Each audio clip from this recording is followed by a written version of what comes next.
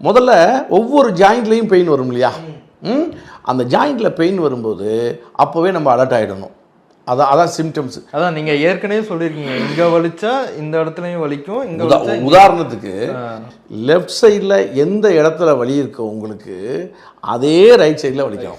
இப்போ இங்கே வலிக்குது, எனக்கு லெஃப்ட் சைடில் மணிக்கட்டில் வலிக்குது, ரைட் சைட்லேயும் மணிக்கட்டில் வலிக்கணும்.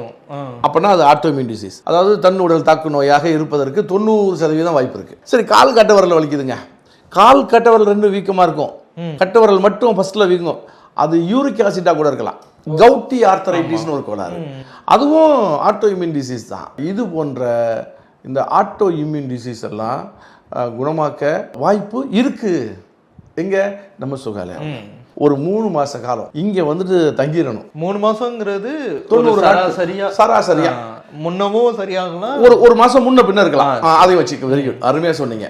ஒரு மாசம் முன்ன பின்ன இருக்கலாம். அதாவது 4 மாசமும் ஆயிருக்கு, 15 நாள்ல குணமாகி அங்கிட்டு 1 மாசம் வெயிட் பண்ணி 1.5 மாசத்துல போனவங்களும் இருக்கு. நீங்க சொல்லியிருக்கீங்க அந்த பிரான்ஸ் ஐயா ஒருத்தவங்க வந்துட்டு 15 நாள்ல குணமாயிட்டு அங்கிட்டு 15 நாள் இருந்துட்டு போனாங்க, கம்ப்ளீட்டாக குணமாயிட்டு போனாங்க. இந்த விஷயத்தை நம்ம எப்படி ட்ரீட் பண்ணுறோம்னா, ஃபஸ்ட்டு ஒரு 3 மாதம் வந்து தங்குங்க, மைண்ட் செட் பண்ணிவிட்டு வாங்க. ஆனால் நீங்கள் நல்லா கவனித்து பார்த்தீங்கன்னா எல்லாரும் சொல்கிற வார்த்தை 3 மாதம் எப்படிங்க தங்குறது?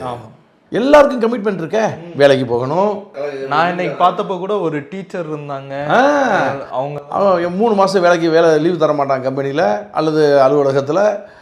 சரி, நான் வீட்டில் தாங்க இருக்கிறேன், ஆனால் என் பிள்ளைகளை ஸ்கூலுக்கு அனுப்பி விடணும்ல, போய் அழைச்சிட்டு வரணும்ல, படிக்கிற பிள்ளை +2 படிக்குது, பொண்ணு படிக்குது, இப்படிலாம் சொல்லுவாங்கன்னு வைங்களேன்.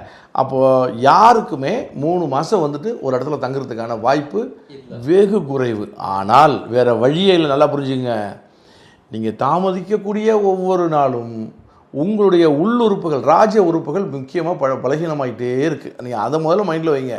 நம்ம கொஞ்சம் லேட்டாக போவோம், இப்போதைக்கு இந்த வலி இல்லாமல் இருப்போம், இந்த மருந்து மாத்திரைகளை சாப்பிடுவோம்னா வலி இல்லாமல் இருக்கும்.